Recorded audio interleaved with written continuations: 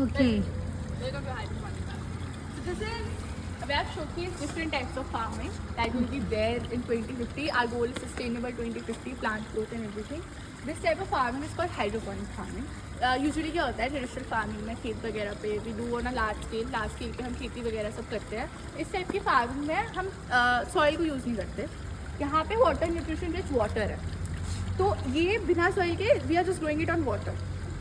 अब आप पूछेंगे वाटर से कैसे कोई प्लांट कर सकता है? That's obvious question. Inside the roots जो सॉइल में न्यूट्रिशंस होते हैं जो प्लांट्स के लिए ज़रूरी होते हैं, जैसे कैल्शियम हो गया, फॉस्फोरस हो गया, वो हम वाटर में मिक्स कर देते हैं, सोल्यूशन बनाते हैं, तो ताकि रूट्स को सारी चीज़ें वाटर से ही मिल जाए और सॉइल की ज़रूरत ही ना पड़े. So that way the plants are grown है. सो हम कोई केमिकल पेस्टिसाइड्स यूज़ नहीं करते, कुछ भी यूज़ नहीं करते, just water and normal temperatures are measured. Physical conditions चाहिए होती हैं बस 2-3 कि 6 से 10 घंटे सनलाइट चाहिए, या pH लेवल होना चाहिए, न्यूट्रल सोल्यूशन का प्रॉपर होना चाहिए and everything, and the plants are growing. तो अगर आप पूछेंगे कि क्यों करना चाहिए hydroponic farming, why should we invest in this and not everything, सबसे पहले इट्स वेरी स्पेस फ्रेंडली, कहीं भी हो जाता है, you can grow it in your roof top and everything.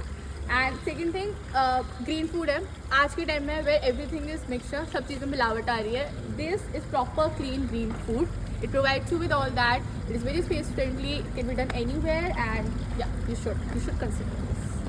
Next up we have floating farming. This is again hydroponic का ही part है, बस अब floating farming में स्ट्रक्चर चेंज कर दिया है, स्टाइल चेंज कर दिया है, द केमिस्ट्री से.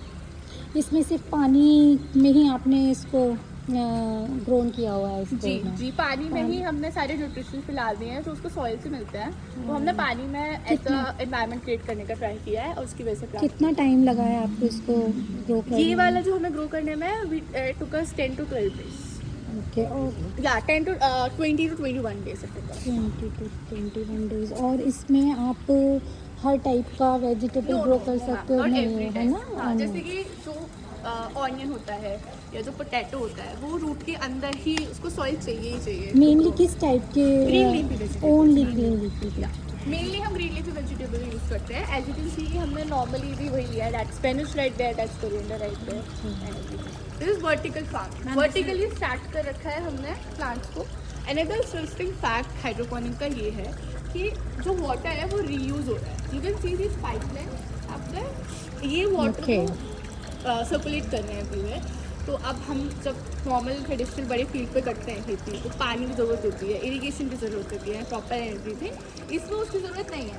सेम वाटर इज रिपीटिंग, तो उसको वो कंडीशन भी मिल रही है, आपको बार बार न्यूट्रिशन भी डालने की भी ज़रूरत नहीं पड़ रही है, सो आपको टाइम भी सेव होता है.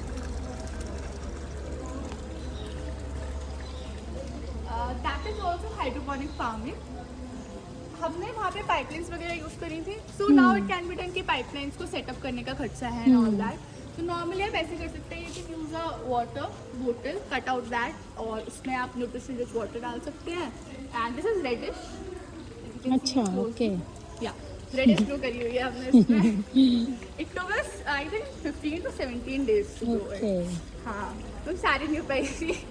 तो 2-3. तो कैसे, मतलब आपने इसको ग्रो किया? आपने रेडिश का प्लांट इसमें लगाया, सीड डाला, कैसे? सीड से छोटा प्लांट डाला था. छोटा प्लांट डाला था. और सीड से नहीं हम इसको ग्रो कर सकते?